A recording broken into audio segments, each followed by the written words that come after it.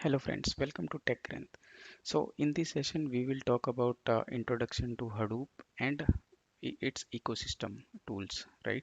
So in our last video, we have seen that we got the data from multiple different data sources with a different speed as a batch and streaming and with different data types like structured, unstructured or semi-structured, right? But out of those data types, we were able to store or process only the structured data, right? And with different uh, Oracle or Sun or multiple different systems, right? But those all those were systems were having some limitations, right? They could not able to process that huge amount of data which is coming now increasing day by day in a huge volume, right? As we have big data with different characteristics, right? So now the question is how we will process or store that data which we are getting collected, right?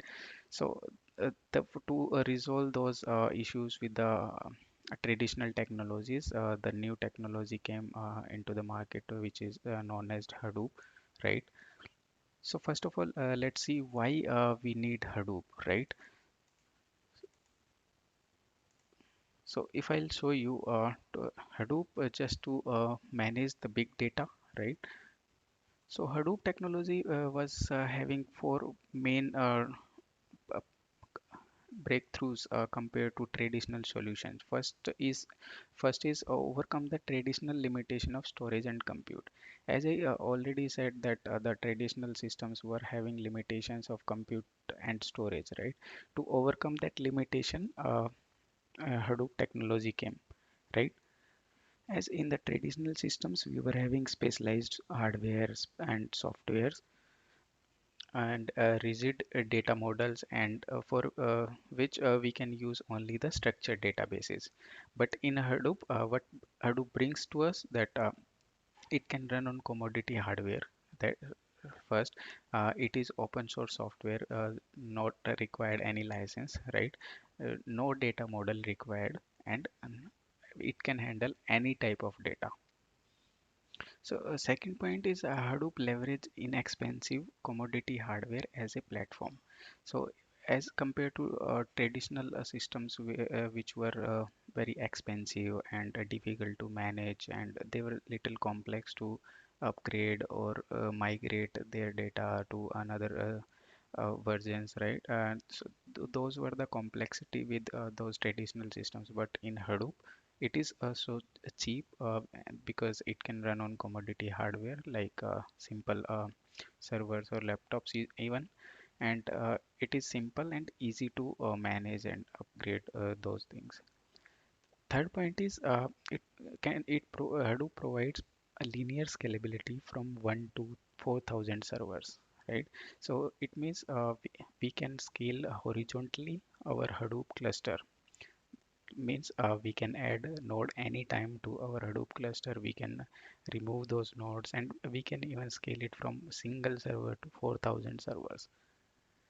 But that was not the case with traditional systems. Fourth is Hadoop is low cost and open source software, which we already told above as well. That uh, in the traditional systems, those were proprietary OS with a specific OS, and that was with licensed versions, and their license was also too costly, right?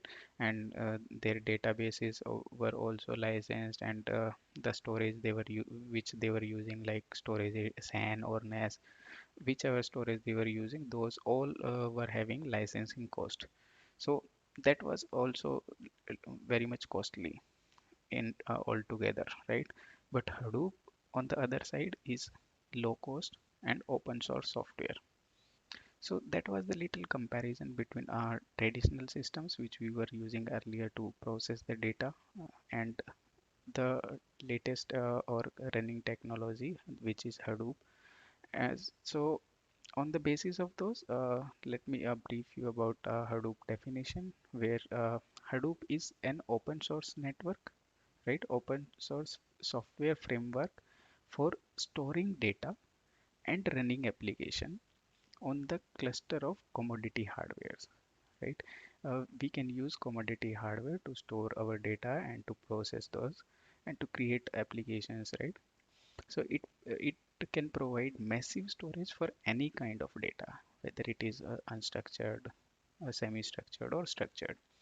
And it has we can increase its processing power to a huge amount as well by adding node horizontally, right? We can use horizontal scaling with that and increase the storage and processing power. And it is having ability to handle virtual limitless concurrent task or jobs. So Hadoop technology usually use parallel processing as well, right? And we can run any number of jobs where we will use parallel processing to run those jobs and get the results quickly. So that was the brief overview of Hadoop technology, right? Now we will see what is the history of Hadoop, how Hadoop came into this uh, technology. Hadoop technology came into the existence or in the market, right? From where and where it originates. So let's see in our next slide. So there is a little but interesting story behind Hadoop, right? So in the late of 1900 and early 20s, right? The World Wide Web, WWW, right, grew in that time span, and search engine and indexes were created to help relevant information with the text-based content, right? And in the early years, search results were returned by humans only. But as the web grew from a dozen to millions of pages, automation was needed, obviously, right? So web crawlers were created, and many of the university projects and search engine startups started takes place at that time, like Yahoo or Alta Vista and other companies also started their projects to create those web crawlers, right? So one such project was open source web search engine called Nudge, right? That was the brainchild of Duck Cutting and Mike Caffarella, right?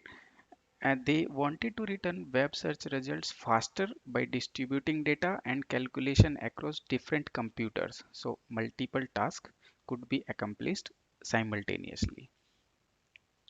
During the same time, another search engine project called Google, which we used these days as well for searching, that was in progress, and it was based on the same concept, which is storing and processing data in distributed but automated way so that relevant web search results could be written faster. In 2006, Duck Cutting joined Yahoo and took him the Nudge project with him, as well as the idea behind the basis of Google Google work with automating distributed data storage and processing.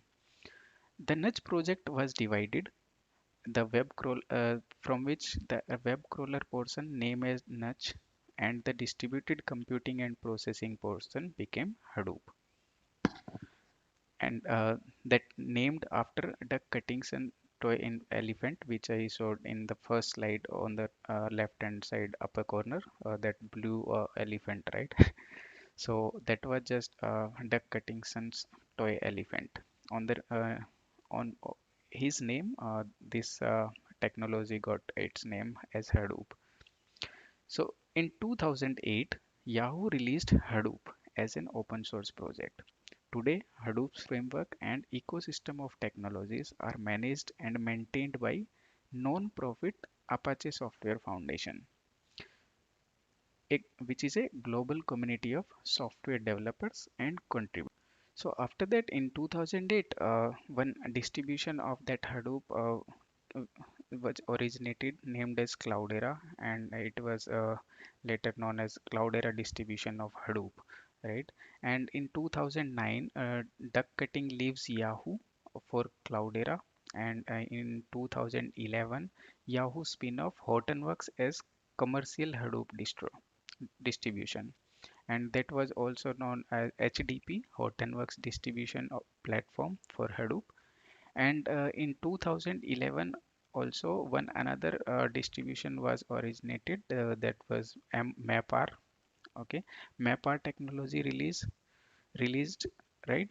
And in 2013, one another distribution which was created by Greenplum, which is named as Pivotal HD. So there were many distributions like Cloudera, Hortonworks, MapR, Greenplum, or Pivotal HD, right?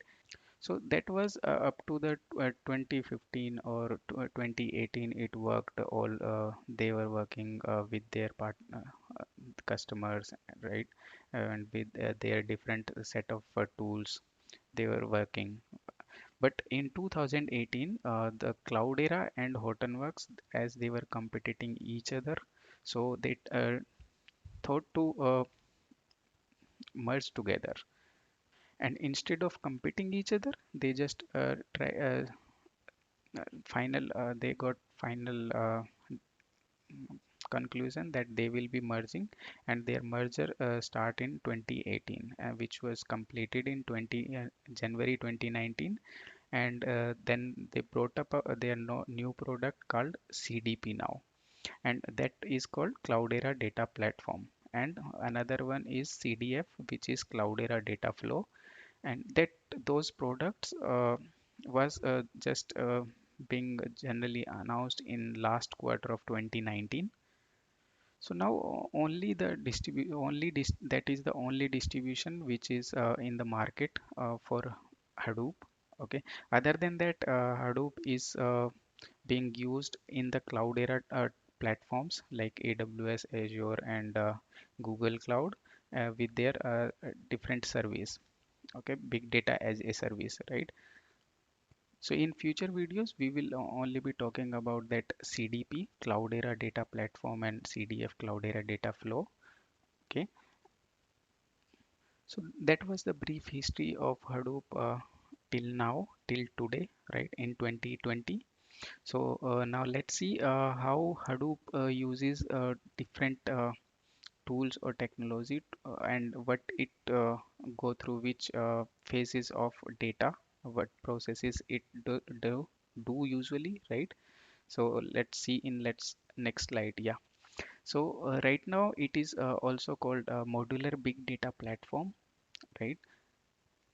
So our what is our main task? Our main task that we are having huge amount of big data, right? Huge amount of data, that is big data, right? We have to just store it, right? We have to process it and create the some benefits out of it, or how we can get information or get results, or I mean we how we can get benefit out of that much amount of data. So there will be two things after storing or analyzing or processing. Okay, let me just start from the left, right? So you can see that first is ingest, right?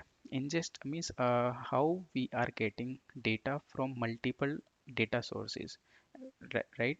As I told in last video, we have a number of data sources, right? So we have different tools as well to get that data from multiple sources into the Hadoop ecosystem, right? Once as you can see here, we are having API, we also known as REST API, okay, application programming interface. So through that API, we just get those data from those sources in our messaging queue, which is MQ, and we have different tools for that as well: MQTT, RabbitMQ, Kafka, and all those type of tool I will show in further slides, right? Once our data will be ingested, right? We got our data. Then what we will do with it? We either store it, right, here, and or we will process it. or we can say we will analyze it, right? So once okay, one way we just store it somewhere. The, for that we also have some tools in Hadoop technology, Hadoop ecosystem, right? And some other way we need to process it. Then how we'll process it? We have two technology for that, batch processing and stream processing, right? I'll show you in next slides. So right now I have just mentioned stream processing means as well as the data is getting ingested, right? At the same time it is getting processed, and on that processed data we can get visuals, right? We can get reports out of it, or we can use it on our applications directly, right? And if you want to store that analyzed or processed data, we can use that as well, right? From this arrow you can say we can store that. On the other hand, this was the scenario for stream processing or real-time processing, right? But which data we have already stored, on top of that data we can also perform batch processing. Means we can have some amount of data like 1 TB, 2 TB, or any amount of data. We can run any processes on top of that data. That will be called as batch. Batch is just a combination of some data together, right? So for once this batch processing will be finished, again we can store the data, or we can visualize or display the data on our applications, right? Once we have visualization, we can store those visualization or those data which we got here. We can again store it if we want, right? So the main main processes for the this big data platform or Hadoop technology can be think of as just first is ingest, second is storing the data, third is processing the data or analyzing the data, and fourth is visualizing the data, right? On top of these only four processes, we are having lot of big data tools or Hadoop ecosystem tools or third party tools. Everything, every tools just processing, doing these processing only, right? I'll show you in next slides. So as I told, we have two types of data processing, right? One is batch and second is stream processing. What happens in batch processing? Data, as data is ingested, right? It will get, it will go into storage. It will go for storage, right? Once it will storage, then we will do some processing or perform some analytics on it, on that stored data. And then on top of that data processes or analytics, we can get insights through the visualization process, right? So that is the phase of batch processing. But in real time or stream processing, what happens? We just fragment the data which we are getting ingested in some different time frames, right? So that it will have less amount of data which can be so which can be processed at the same time. So as the data get inserted, it will we will perform analytics or will perform any process we want. Then after those analysis, we can direct visualize the okay, we can direct visualize, make visualization on those on that data, and then we can store it, and that data can then be provided to the customer through the applications. So you can see in batch processing, we first store and then process, but in real time or stream processing, we first process the data and then store the data and then provide it to the consumers, right? So now stream processing is also of three types, right? First is at least once delivery, second at most once delivery, and third is exactly once delivery, right? So it means in the at least of once delivery, message will get processed once or multiple times in the system, right? As the data will be ingested, that will be processed in the analysis process once or multiple times, right? Processing will be a must, right? So that data will not lost somewhere in the system. Okay, we would not lose any data within the system. For example, a car is having GPS and timestamp data, that is providing those GPS and timestamp data.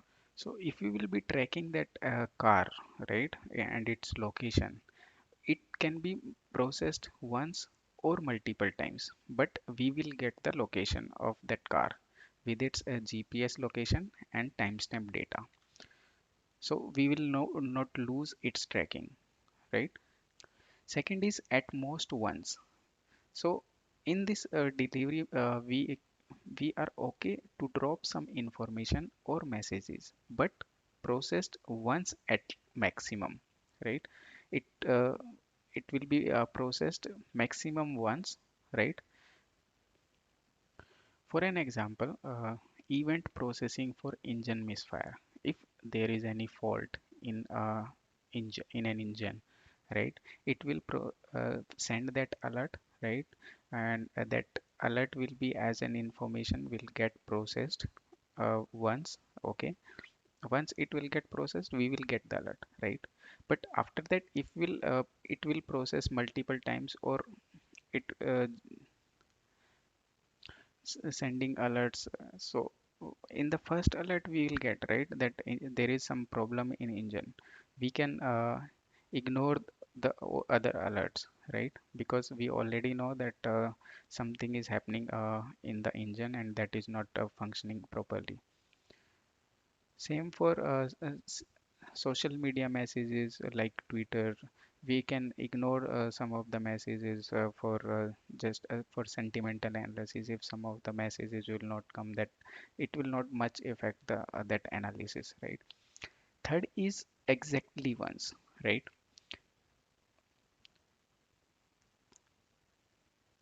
Data can we will not be okay to drop or multiple process the data. We will not process the data multiple times, or we cannot afford that we will miss any data. Just like you can take an example for banking, right? If we are doing transaction with your credit card or ATM or banking, right, online banking, that if your transaction got failed, so we cannot afford that because as the transaction did not success, so we could not get the product, right? And what if there will be multiple process that it did not process at first time, but after that it was detecting money at multiple times, right? So that it will all not be considered. So we need exact once delivery, right? Just like if we do some transaction, that it should be completed in one time only, right? Exactly once. So that is all the three different types of stream processing. After that, we have various concepts which we used in big data platform, right? Let's start from the top, that we have big data and Hadoop, right? We have enormous amount of data collected, and with the help of Hadoop, we can store it and process that data, right? So that is the Hadoop technology and Hadoop ecosystem. Then we have data lake, which is basically for the storage only. Uh, in the data lake, we can store any type of data and any amount of data.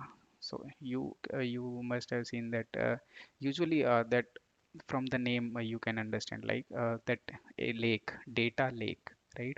A lake of data, just like we have seen a water lake, right? There will be a water in that lake from anywhere, any place, in any amount, right? The same way we have data lake where data can come from any number of data sources and any amount it can store. That is SQL and NoSQL. So SQL we will be using in our technologies just like data warehouse, right? I will I will talk about that in another videos in detail, right? So we were using that SQL since 1970s, so we will be using those now in our technology as data warehouse. And we are also having NoSQL, not only SQL databases as well, which I showed in our last video. You have must have seen a graph where we have a graph database, key value data store, right? And we have time series and columnar database, and uh, there are multiple type of NoSQL databases we will be using in our tech ecosystem, right? I will show you all those about those NoSQL databases as well in our future videos. Then we have MR and MPP.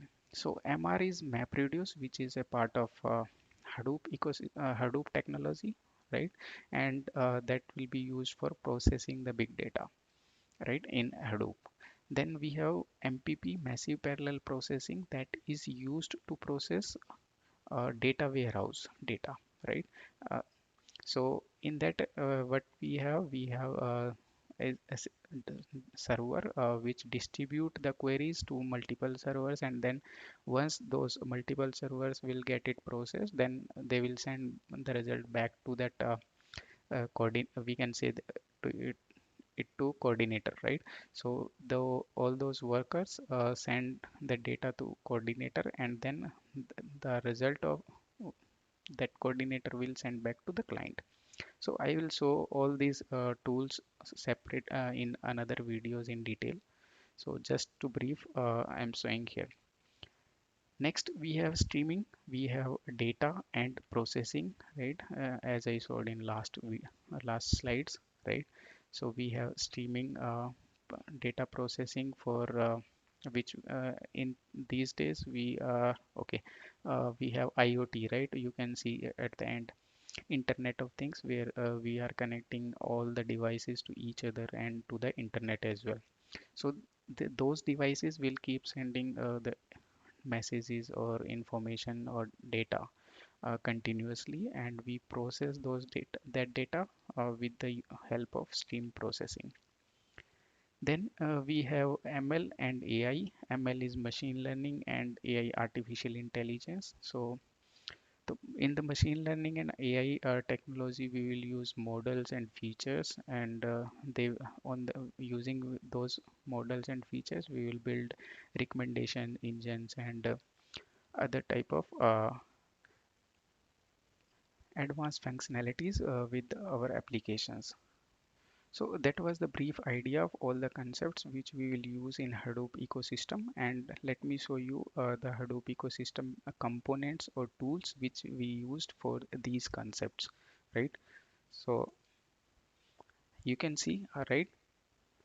So let me start from here. As you remember that last diagram. Let me show you which one.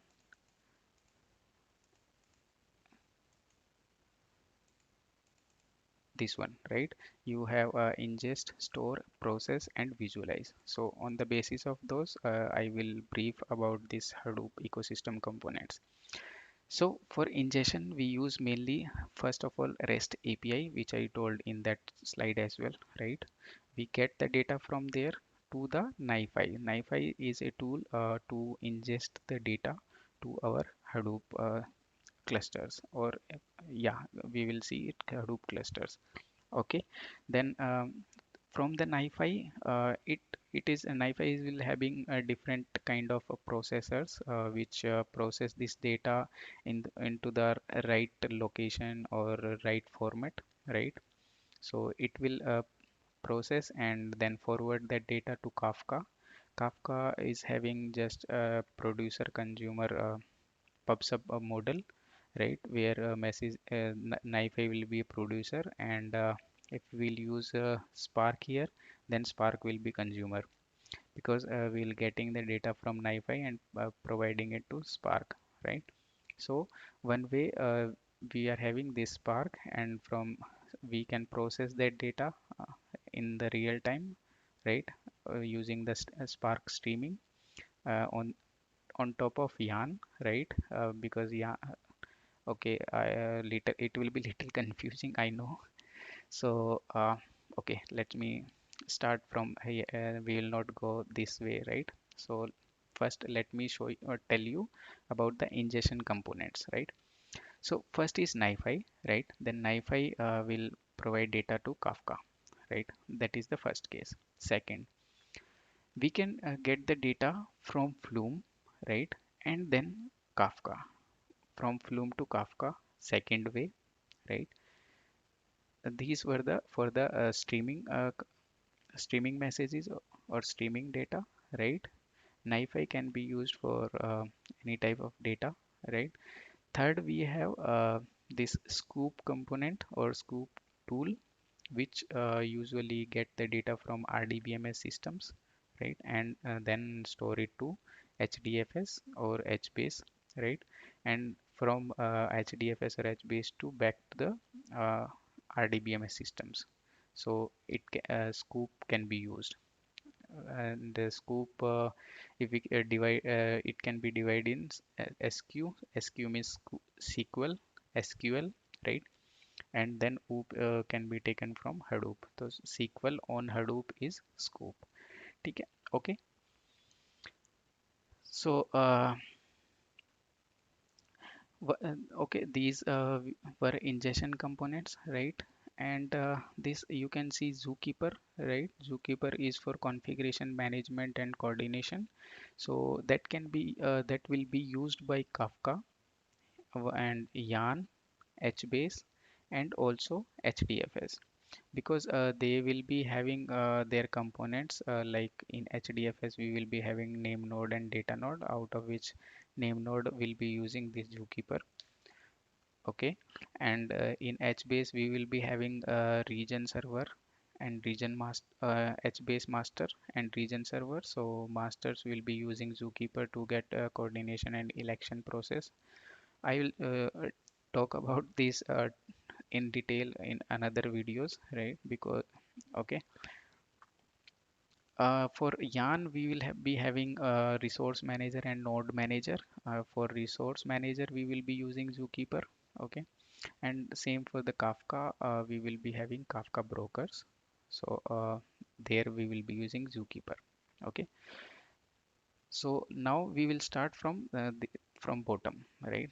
We will have HDFS for storage. So there are main components for Hadoop, which is HDFS, right? HDFS for storage, MapReduce for processing, and Yarn is also for processing. MapReduce was the component in Hadoop 1 and Hadoop 2, the starting technology. Now MapReduce is used very less. Uh, all the processing part will be handled by Yarn tool, right, or Yarn service.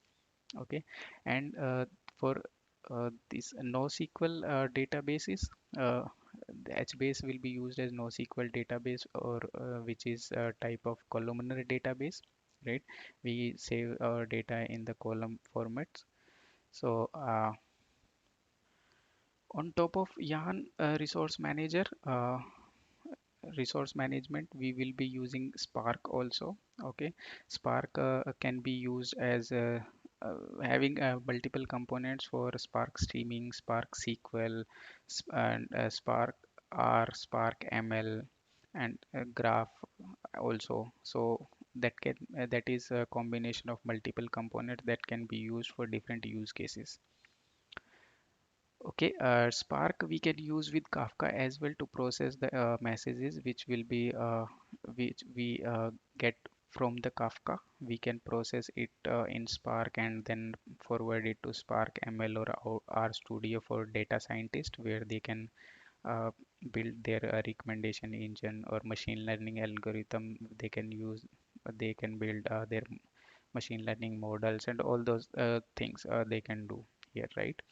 And they usually use different kind of programming language like R, Java, Python, and Scala. If they will be using Spark, or you are using Spark, then you must You should use Python and Scala with that. Otherwise, if you are using RStudio and those tools, then you should use R. And you can use Java as well. Whatever with whichever technology you are comfortable, you can use that. So, in the right of Spark, we have Hive, which works on MapReduce as well. Okay, and on one side, it can work on Spark. So we usually says either Hive on MapReduce or Hive on Spark. We can use to query the data. Okay, then we have one component as Kudu as well for storage. So where HDFS is just object storage and HBase is NoSQL. So Kudu just lies between the or using both of the combination of those can be used in Kudu, and on top of Kudu we can run Impala queries to get the interactive results, right? Uh, or faster results than as compared to Hive. So both of them, Hive and Impala, will be using SQL queries, which structured query language, right? So if we know SQL, then we can run our batch jobs on Hive, right? And another real time, not real time exactly, it will be near real time queries on Impala, which will be much faster than Hive. Then these both Hive and Impala query editors, where we can write our query, can be used on Hue. That is also a tool that which is UI, web UI tool, right?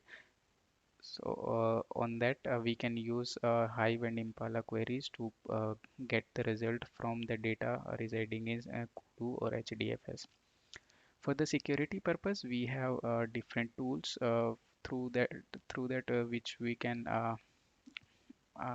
put security on databases or tables, which we can query through Hive or Impala. So for Cloudera, we are having a Sentry tool which is used for security, and for Hortonworks, we are Ranger.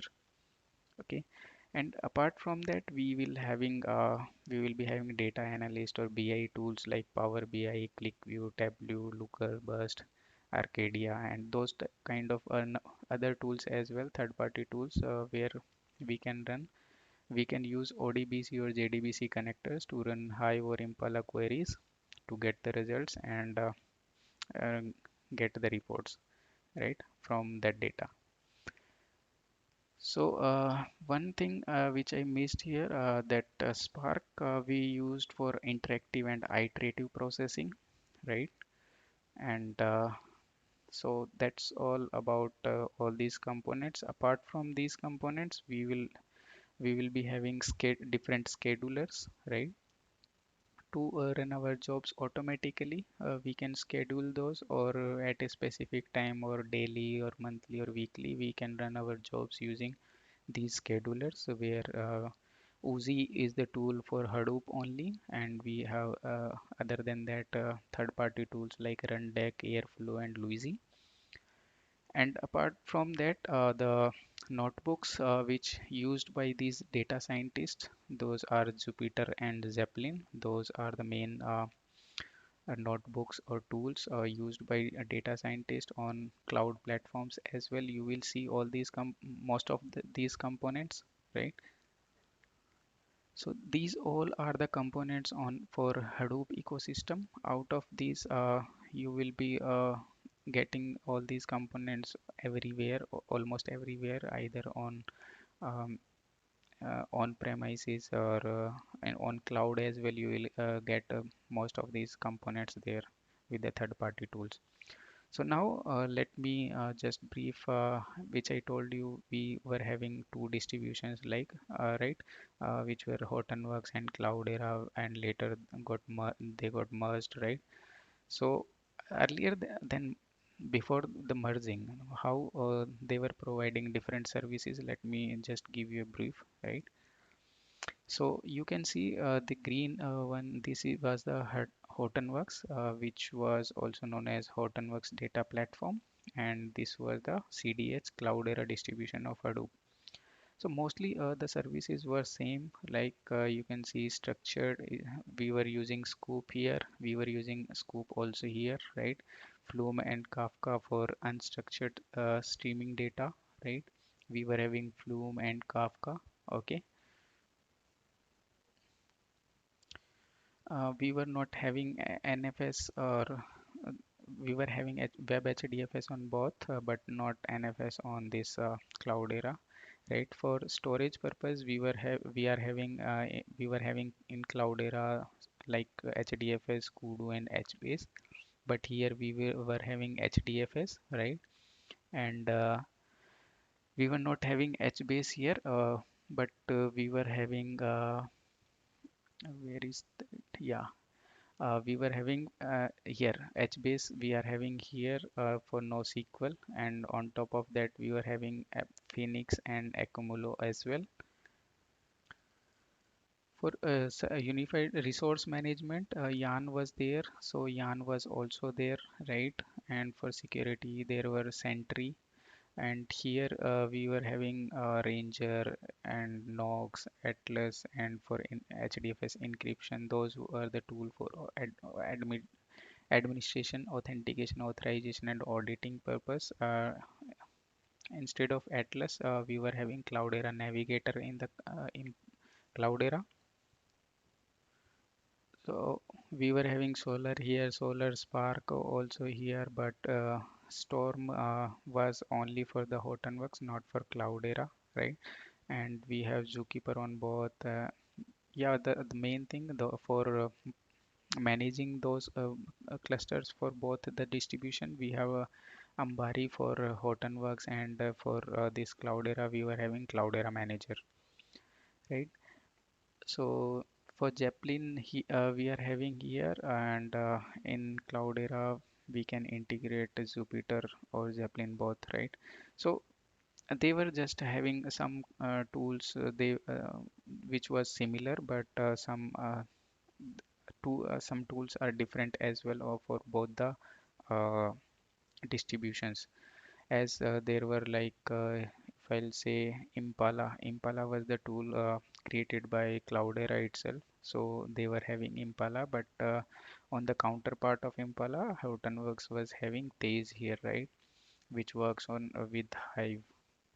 Okay, so some uh, some of the different tools was same or different, right? So they just got merged and uh, come up with the new product, which is CDP, Cloudera Data Platform. Let me just show you brief about that as well. So you can see I have mentioned CDH above, Cloudera Distribution out of Hadoop, and Hortonworks Data Platform here, and both got merged and gave a new product, which is Cloudera Data Platform, CDP, right? What it does, they just took the best tools from each other and just put in the CDP.